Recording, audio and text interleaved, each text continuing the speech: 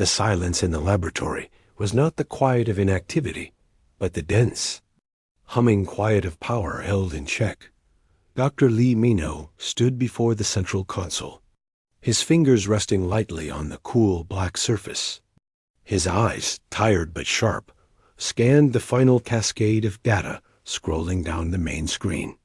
Across the room, his partner, Park Ji-yoon, was a still figure at the engineering station, her focus absolute.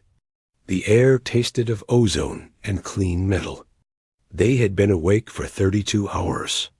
This was the moment. Their creation sat in the center of the shielded test chamber, visible through a thick pane of transparent aluminum. It did not look like much, a nested series of silver rings surrounding a dark spherical core. They called it Project Wimming, Hope. It was a defiant name for a project their own. Government had nearly canceled 3 times. Conventional warp theory, the kind the few alien signals hinted at, required energies far beyond human reach. Minho and Ji-yoon had taken a different, terrifying path. They didn't plan to bend space. They intended to cut it, primary capacitors at 100%. Ji-yoon said, her voice calm but carrying clearly in the stillness. She brushed a strand of dark hair from her forehead. Spool sequence is nominal. The new containment matrix is holding. No fluctuations. Minho nodded, a short, tight movement. Initiate the final countdown. From 10. The soft, synthetic voice of the lab's AI filled the space.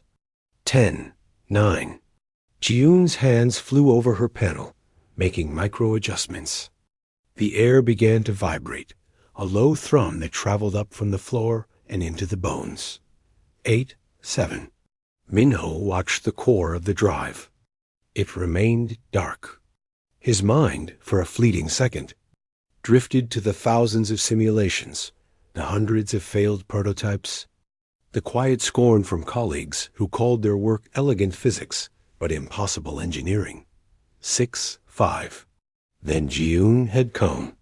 Practical, brilliant Ji-yoon, who could translate his chaotic equations into solid, working parts. She had believed in the math when even he had doubted. 4, 3. The hum rose in pitch.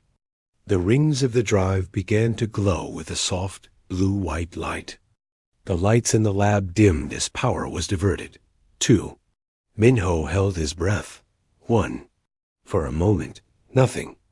Then the center of the dark sphere vanished. It did not light up or explode. It simply ceased to exist, replaced by a perfect, silent void of absolute black. It was a hole, a nothingness that seemed to drink the light from the room. A shiver that had nothing to do with temperature passed through Minho. They had done it.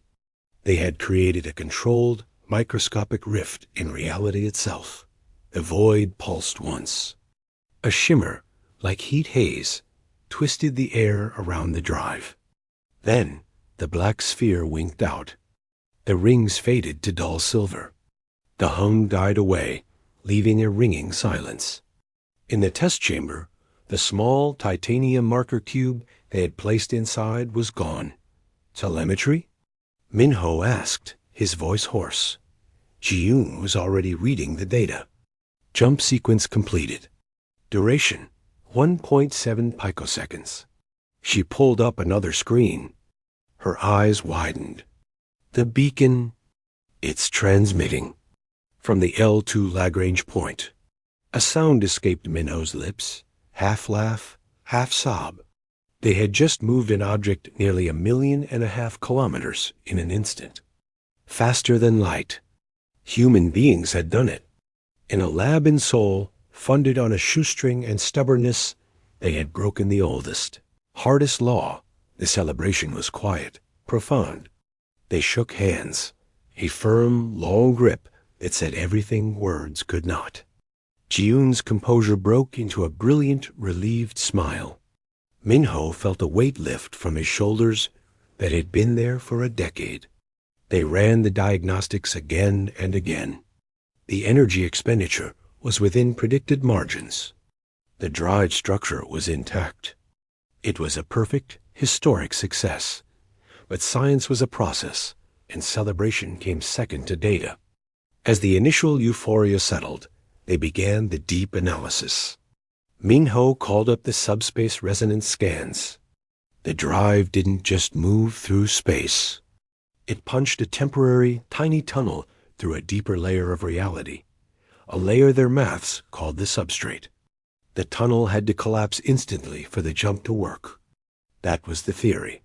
The scan results painted a different, more troubling picture. On the main viewer, a three-dimensional graph of local subspace shimmered. It should have been a smooth, gentle field. Instead, a jagged, fading line was etched across it, like a crack in glass. It pulsed with a faint, ugly orange light in the visualization. "What is that?" Ji-yoon asked, leaning closer. Her smile was gone. "The tunnels." "Aftermath," Minho murmured. He ran a spectral analysis. The crack was decaying, but slowly, and it was emitting radiation. He filtered the readout to match known biological profiles. Warnings flashed red across his screen. The radiation was a complex mix of high-energy particles and exotic waveforms. He cross-referenced it with the Galactic Encyclopedia's public medical database, a gift from the limited formal communications with the Galactic Council. A result appeared. His blood went cold. The signature was a 94% match for a known neurotoxic agent lethal to threnoids, a major council species. Further modeling showed it would be equally devastating to Vulpian biochemistry and to half a dozen other major galactic races. And to humans, it's poison, he said quietly. The tunnel doesn't fully heal. It leaves a wound, and the wound is leaking lethal radiation. Ji-yoon sat down heavily in her chair. The triumph of minutes ago felt like ash. How long does it last? The primary radiation will decay to safe levels in about 6 standard months, Minho said, reading the projections. But the structural weakness in the substrate, this scar, appears permanent. We don't know what that means if more scars are created nearby. Stress fractures? They stared at the screen. The jagged orange line was already fading in the simulation, but it would never truly disappear. They had invented a way to travel the stars, and every single jump would leave behind a tiny, permanent, toxic scar on the universe. The implications were too enormous to grasp. The energy signature of their test was powerful, unique. If anyone was listening, "We need to run containment protocols," Ji-yoon said, her professional discipline reasserting itself through the shock. "Full quarantine on all test data. We have to assume the energy spike was detectable." Minho nodded, moving to his console. But it was already too late. The pulse from their jump, the scream of the tearing substrate, had already raced outwards at speeds beyond light, a strange new ripple in the fabric of reality. It flowed past the moon, past Mars, past the icy worlds of the outer system. It streamed into the dark, towards the listening posts and sensor nets of civilizations that had long ago mapped the silent. Pre-FTL world called Earth. In that lab, under the fluorescent lights, 2 humans sat surrounded by the proof of their genius and the first evidence of their terrible mistake. They had unlocked the stars. They had not considered the price of the door. The grand spire on the council world of Zelos was a monument to harmony. Its smooth, organic curves rose from a forest of crystalline trees, and light from the triple suns filtered through its translucent walls, painting the floor in soft, shifting colors. Inside the chamber of accord, the air was usually filled with the gentle hum of translators and the quiet discourse of 100 different species. Today, the hum was a distressed thrum, and the air vibrated with a palpable sense of alarm. Councillrkl.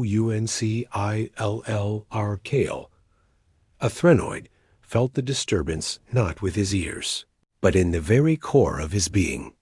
His species possessed a subtle, innate connection to the underlying layers of reality they called the substrate. It was a sense of cosmic weather, usually a calm and steady background presence. Now, it felt like a sudden, violent tear in the sky of his soul. He had been meditating in his quarters when the wave hit, a psychic shockwave of discordant energy that sent him to his knees, a sharp, collective cry of anguish echoing from every other threnoid on the planet. Now, in the chamber, his long, slender fingers trembled slightly on the polished stone of his desk. His large, dark eyes, which usually reflected a deep calm, were wide with a pain he struggled to suppress. Around the circular chamber, representatives of the major galactic council species displayed their own forms of distress. The Vulpians, fox-like and sharp, were chittering nervously, their sensitive noses twitching at an ozone scent that wasn't physically present.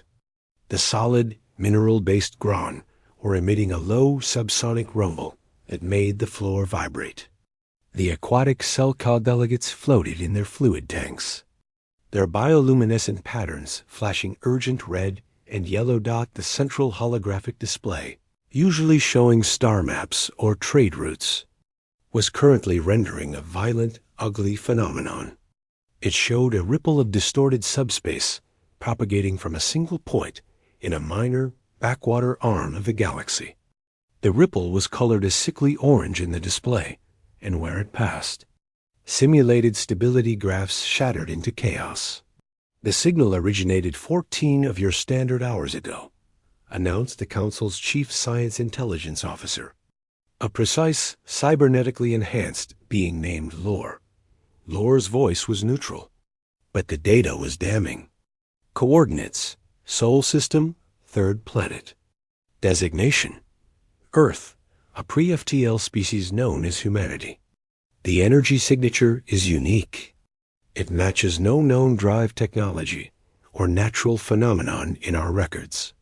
Kale found his voice, though it was strained. The nature of the emission: it is a violation, a wound. My people are feeling its echoes as profound distress. What is the biological threat assessment? Lore manipulated the display. Spectral analysis bars sprang to life beside the rippling scar. The immediate radiation emitted by the anomaly is a complex particle wave toxin. It is highly destructive to carbon-based neural tissue. Effective lethal range from the epicenter is several astronomical units for unprotected life. The radiation decays, but the structural damage to the substrate does not. It is, for all our models can determine, permanent. A stunned silence followed, broken by the Grand Delegate Burrow. His voice was like grinding stones. Permanent? They have created a permanent poison in the fabric of space? On their first attempt? It appears so, Lore replied. Our projections indicate that a single such event is a local tragedy. However, if this is a propulsion method, if they were to adopt it for interstellar travel, the implications are catastrophic. Common trade lanes would become minefields of toxic scars. Entire sectors could become uninhabitable within a few centuries. The cumulative stress on the substrate from multiple such wounds is unknown, but our preliminary models suggest possible cascading failures. The image on the display zoomed in on the Sol System. A small blue-white planet hung in the darkness. It looked peaceful, innocent. This was not an attack, said the Vulpian delegate, Slith, her whiskers bristling. Their technology profile, from our passive observation, suggested they were decades, if not a century, away from any FTL breakthrough. This is an accident, a horrifically dangerous one. Intent is irrelevant, rumbled Burrow. A child with a plasma torch is still a threat to the city. They have proven they cannot handle the responsibility of such power. They have created a weapon of galactic ecocide, even if they call it an engine. Kale pressed his hands flat on the desk, trying to ground himself against the lingering psychic ache. He was a diplomat, a believer in measured response. But the pain of his people was a raw wound. What are our protocols for a pre-FTL species that develops a clear and present existential threat? Lore brought up the relevant statutes. Category 7 Contingency, Containment and Quarantine. The Council is authorized to enact a full technological blockade, up to and including the neutralization of the threatening capability, to preserve galactic stability. Neutralization, Slith repeated quietly. You mean destroy the research? And if they resist? The unspoken question hung in the air. Military action against a pre-FTL species was the darkest of taboos. But so was allowing a species to accidentally unleash a universe-killing technology. Their civilization is fractured, divided into competing political groups, Lore stated, displaying data on human history and current global politics. They lack a single planetary authority. Communication and enforcement will be complex. Kale looked around the chamber. He saw fear, anger, and a cold, hard resolve settling on the faces and equivalents of his fellow counselors. The humans, in their isolated rush for the stars, had not merely broken a law of physics. They had broken a fundamental, unspoken law of a civilized galaxy. Do not harm the stage upon which all life stands. I move, Kale said, his voice gaining strength, that we invoke the Category 7 contingency. Immediately, I move that we dispatch an emergency, diplomatic and assessment mission to the Sol system. Their technology must be contained. This wound must be studied, and the humans must be made to understand what they have done before they do it again. The vote was swift. There were no dissenting voices. The emergency session shifted from discovery to action. Orders were sent. A ship, the Harmony's lens, was prepared. It was a vessel of peace, but it would be escorted by Grand tactical cruisers, their weapons powered but silent. The mission was simple: reach Earth, deliver the ultimatum of the Galactic Council, and ensure the perilous human invention was never used again. If the humans refused, the Council would have no choice but to make the decision for them. Light years away, in a quiet lab in Seoul, Minho and Ji-yoon worked through the night, their joy replaced by a gnawing dread as they studied the scar their hope had left behind. They had no idea that the echo of their breakthrough had already reached across the stars, and that the galaxy was now, for the first time, looking at their world not with indifference, but with grave and fearful purpose.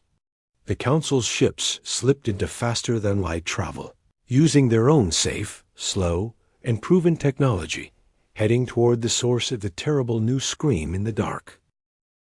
The first sign was not a ship, but a silence. Across the globe, deep space monitoring stations, radio telescopes, and satellite networks began to fail. It was a gentle, systematic failure. One by one, they went blind and deaf, not with a crash of static, but with a soft hiss of null data. In Seoul, the disruption was noticed by Project Wiming's own external sensors. Ji-yoon watched her screens flicker and die, a cold knot tightening in her stomach. This was not an accident. It was a curtain being drawn. Then, the signals that did get through were impossible. Objects of immense size appeared at the edge of the solar system, their profiles all wrong for asteroids. They moved with purposeful, controlled vectors, heading inward. The world's governments, usually so divided, found a sudden, panicked unity.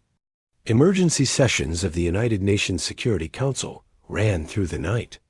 Confused reports from military assets spoke of craft that ignored hails and moved with the technology.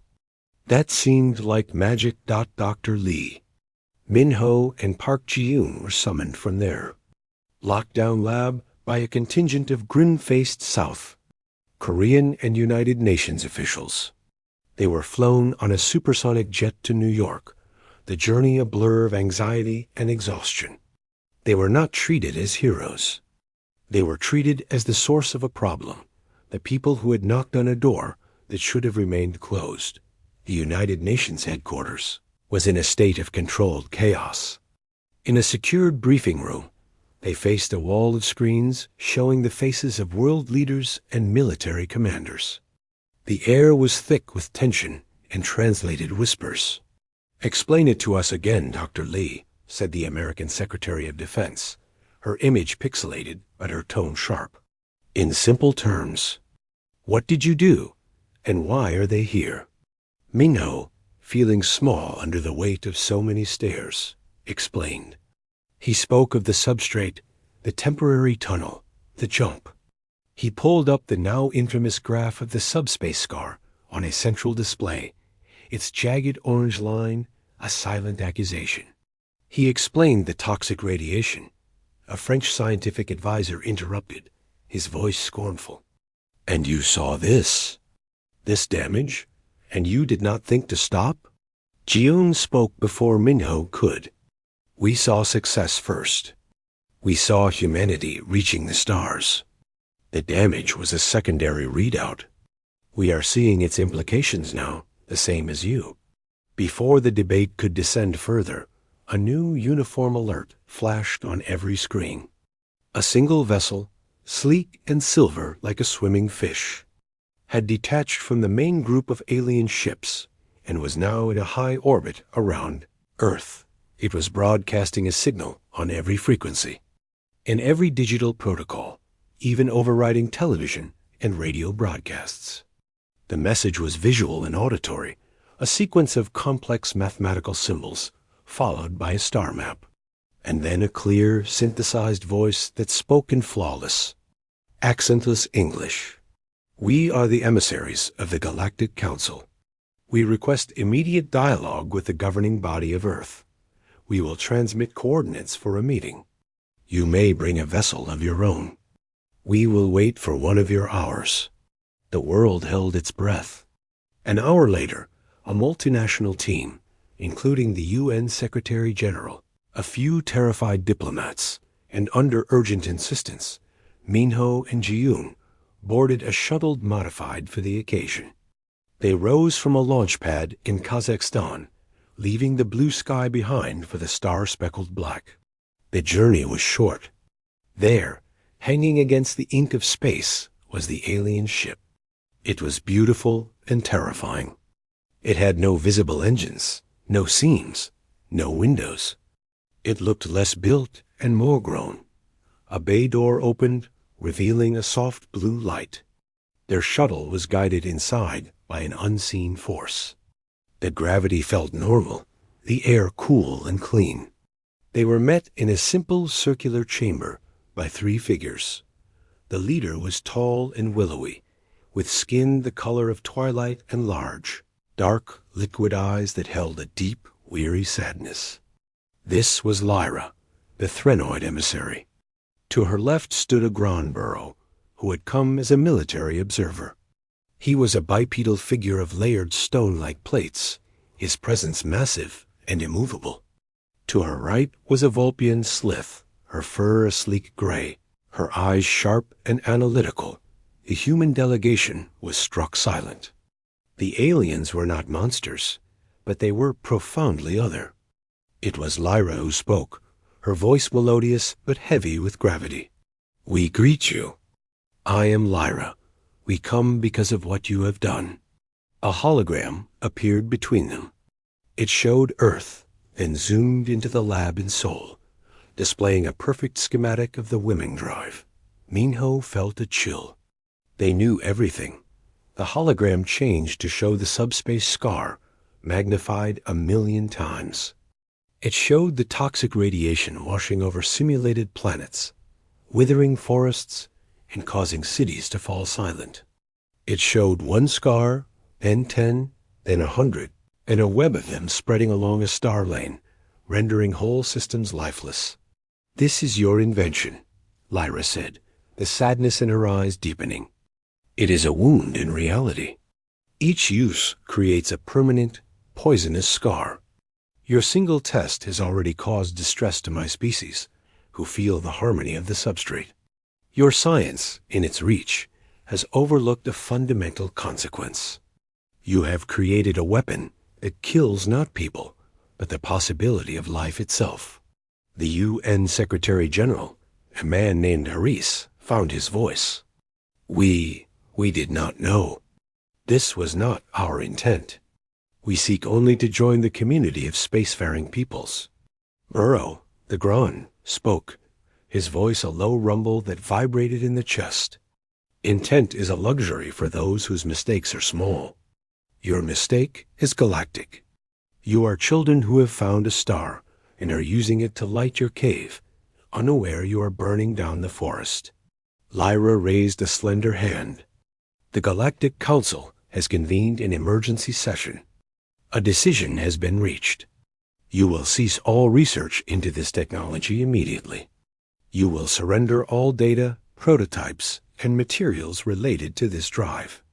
You will submit to a Council Oversight Committee that will monitor your technological development for a period of 100 standard years. This is not a punishment. It is a quarantine. It is to protect you and to protect all life from your discovery. The terms landed like physical blows. A century of technological stagnation. The end of their dream. The humiliation of surrender. And if we refuse? Asked the Russian representative, his voice tight. Lyra looked at him, and then at Minho and Ji-yoon. Then we will be forced to neutralize the threat. We will remove your capability by whatever means are necessary.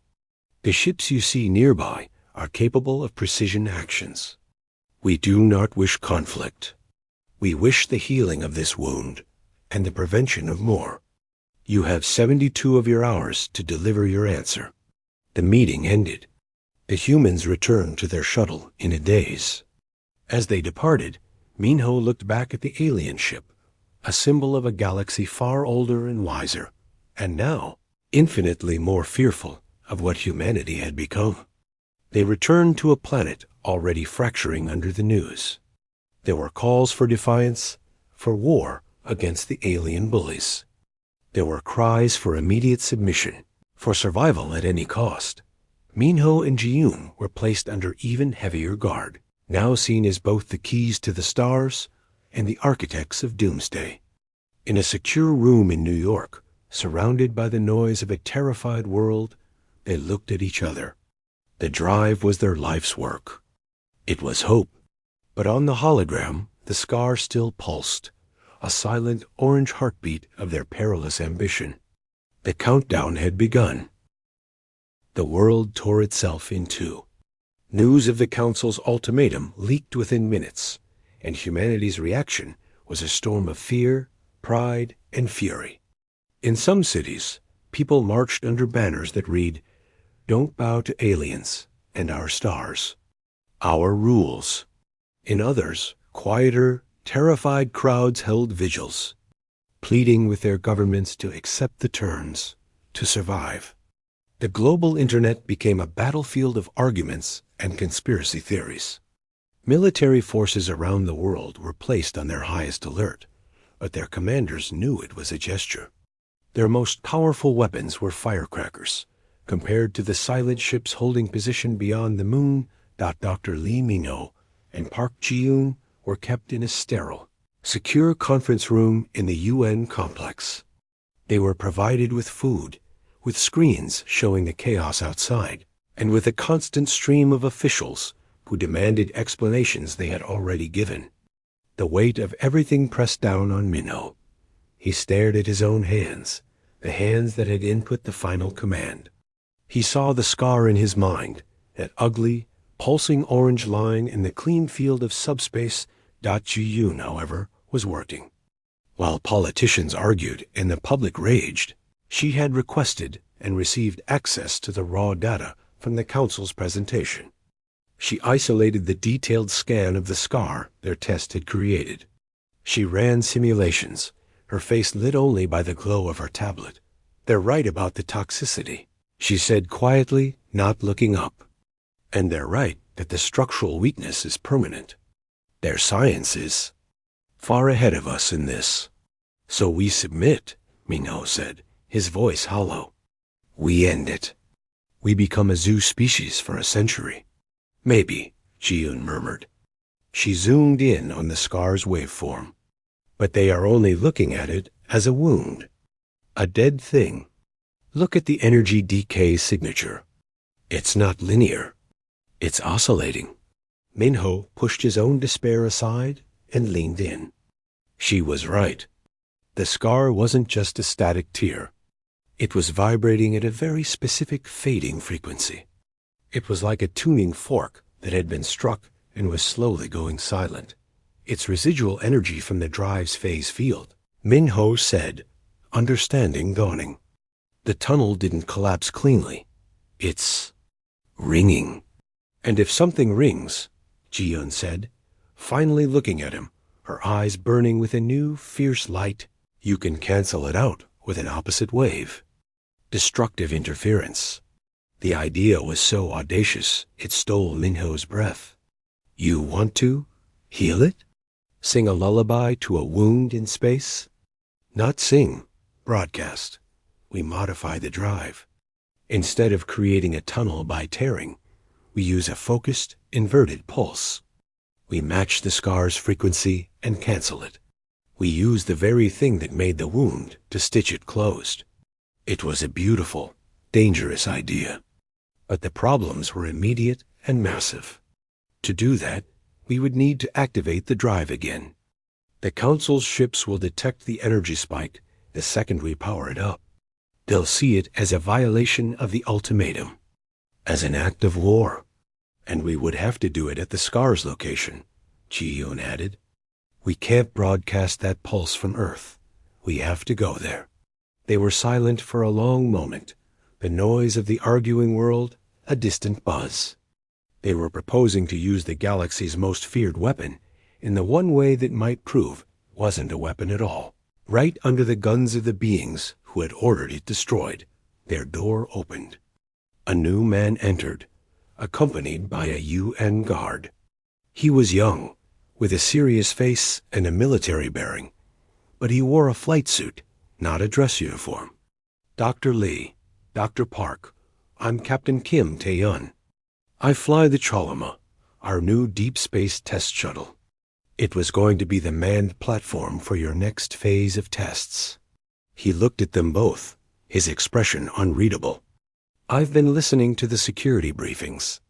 I've seen the data. My superiors are arguing about whether to fight or fold. But I have a ship.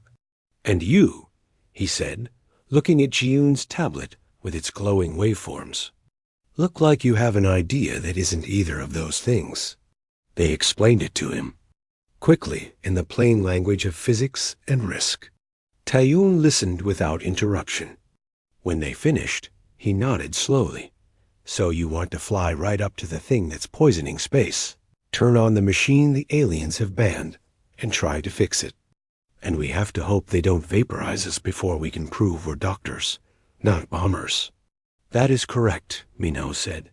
Tae-yun let out a long breath. Then a faint, hard smile touched his lips.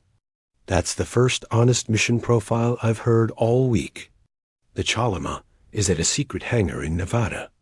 It has the hardpoints to mount your drive prototype. Can you modify it in time? We have to, Ji-Yun said. They became ghosts in the system. With Tae-yun's help, they used back channels and the confusion of the global crisis to secure transport. They were not authorized. They were, in fact, directly disobeying the orders of nearly every major government who are still locked in debate. They worked in a frantic, focused rush in the Nevada hangar, integrating the modified Wimeng drive into the sleek hull of the Chalama. Minho and Ji-Yun reprogrammed the core, turning the tearing algorithm into a precise, inverted pulse. It was a gamble. If their math was wrong, they might make the scar worse out as they worked. The 72-hour deadline ticked down. The Council ship, the Harmony's Lens, remained a silent, watchful eye in orbit. The ground cruisers moved closer, their menacing presence clear on every telescope dot. With 12 hours left, they were ready. The drive was mounted. The pulse sequence was loaded. Tae-yun performed the final pre-flight checks. The plan was brutally simple. Take off. Use a conventional boost to get to the edge of Earth's gravity well and make one micro-jump, the smallest. Shortest jump the drive could make to the coordinates of the scar near Mars. Then, before the Council could react, fire the healing pulse. We will be seen as launching a weapon, Minot said, his hand on the cold hull of the shuttle. We are, Taeyan replied, climbing the hatch. But maybe it's a scalpel, not a bomb. Are you coming? There was no more time for doubt. Minho and Ji-yoon followed him inside. The hatch sealed with a final sound. In the control rooms of the world, alarms would soon sound as an unauthorized spacecraft blasted into the sky, heading for the stars and awaiting alien guns. They were not representatives of Earth. They were 3 humans, acting on a desperate hope, carrying humanity's most perilous invention into the heart of its first and worst mistake. The Chalima tore through the silent ocean of space, a tiny speck of defiance. Behind them, Earth was a shrinking blue marble. Ahead, the alien ships were cold, distant stars that grew larger with terrifying speed. Captain Kim Taeyan's hands were steady on the controls, but his heart hammered against his ribs. The silence in the cockpit was heavy, broken only by the soft hum of life support and the frantic clicking of keys as Minho and Ji-yoon ran final checks on the modified drive. We're being painted by targeting sensors, Taeyan said, his voice calm. A soft, insistent alarm chirped on his panel. The Grand Cruisers. They've got a lock. Just a little farther, Ji-yoon whispered, her eyes glued to her screen. The scar was a specific point in the void, a wound in nothingness. Their navigation computer had its coordinates. We need to be within 10,000 kilometers for the pulse to be effective. A new voice filled the cockpit, transmitted on all frequencies. It was Lyra, the Threnoid emissary, her melodic voice now sharp with warning. Unidentified human vessel. You are in violation of the Council quarantine. Power down your engines and your anomalous energy source immediately. You will be boarded. This is your only warning. Minho looked at Taeyan. The pilot's jaw was tight. Ignore them? Ignore them, Taeyan confirmed. He pushed the conventional thrusters to their limit. The shuttle shuddered, pressing them into their seats. On the view screen, one of the Grand Cruisers, a block of dark metal that looked like a mountain, began to move. It positioned itself between the Chalima and the scar's coordinates. A weapon port glowed with a soft, amber light. They're going to shoot us down before we can jump, Ji-yoon said, despair cutting through her focus. Taeyan's eyes darted across his instruments. A wild, desperate idea formed. Hold on. We're jumping early. His fingers flew over the console, overriding safety protocols. The jump calculation isn't complete. Minho shouted. We could end up inside a planet. We'll end up inside that ship's weapons fire if we don't. Taeyan yelled back. He input the coordinates by hand, a rough, reckless calculation. Ji-yoon, activate the drive on my mark. Mark. Ji-yoon slammed her hand down on the initiation sequence. There was no time for fear. A now familiar hum filled the shuttle, rising to a deafening whine. The rings of the women drive, visible on an external camera feed, glowed blue-white. In front of the Grand Cruiser, space twisted. A tiny black hole of nothingness appeared for a picosecond. The Chalima vanished. The sensation was not of movement, but of sudden, wrong stillness. One moment they were before a giant warship, the next they were tumbling in empty space. Alarm klaxons blared. Warning lights flashed. They had jumped, but the rough calculation had sent them spinning wildly, off course, stabilizing. Taeyan fought with the controls, firing maneuvering thrusters. The stars whirled on the screen, then slowly settled. His eyes scanned the navigational data. He let out a shaky breath. We're off target. But we're here. Look. Outside, space looked normal. But on Ji-yoon's scanner, it was a screaming wound. The scar pulsed in her display, a violent, ugly splatter of orange light in the clean black and white of the sensor grid. It was a void that leaked poison. Seeing it on a screen was one thing. Knowing they had created this disease in the body of the universe was another. "The Grand ship is turning," Minho reported, his voice thin. "They've tracked our jump signature. They're coming. Time to intercept. 3 minutes. No time for elegance." Ji-yoon brought the healing pulse program online. It was the opposite of the jump sequence. Instead of creating a tunnel, it would broadcast a precise wave of energy designed to cancel out the scar's own resonance. "Pulse is ready. We have one shot. If our frequency is wrong, we accomplish nothing." "Do it," Taeyan said, his eyes on the approaching cruiser. Its weapon port was now a bright, angry red dot. Ji-yoon hit the command. There was no sound, no flash of light. A status bar filled on her screen. A low thrum vibrated through the shuttle's frame. On her scanner, nothing happened at first. Then, the violent orange splatter of the scar began to shimmer. Its edges, which had been ragged and sharp, softened. The pulsing glow began to change color, shifting from sickly orange to a gentle, golden yellow. "It's working," Minho breathed. The scar wasn't just fading. It was transforming.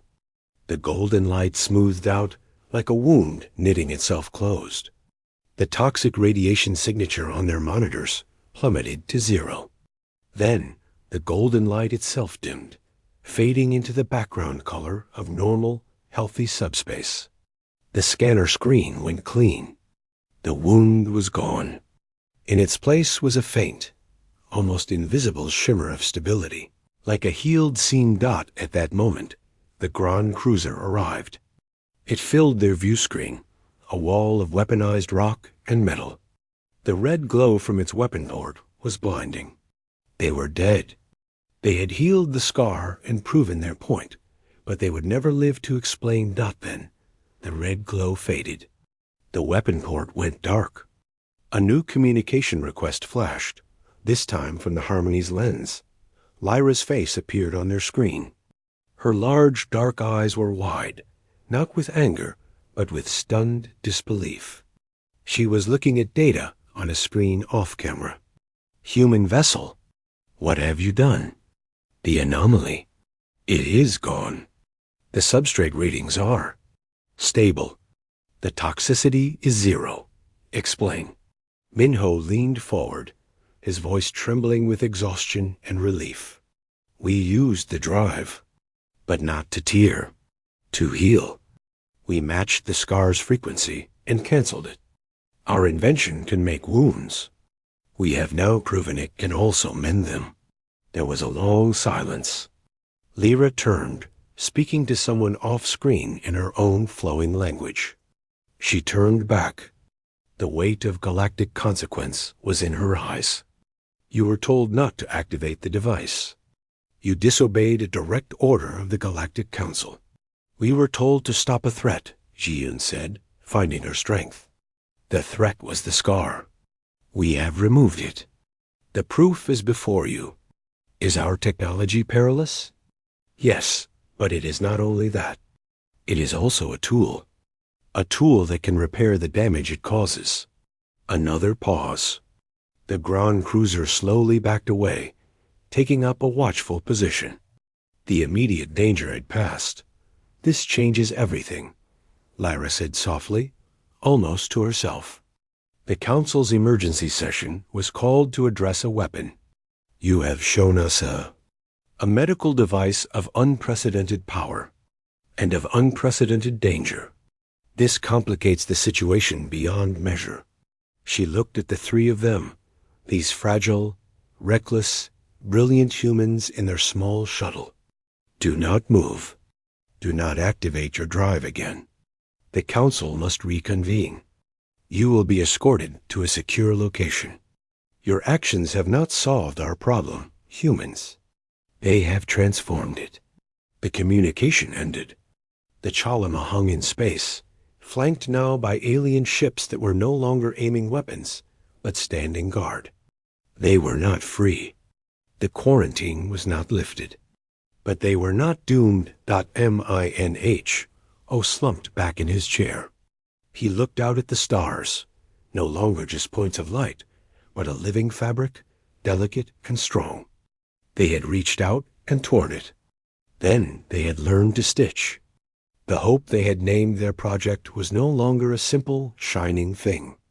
It was heavy and complex, and carried a responsibility that stretched across the galaxy. They had not joined the community of stars with a cheer.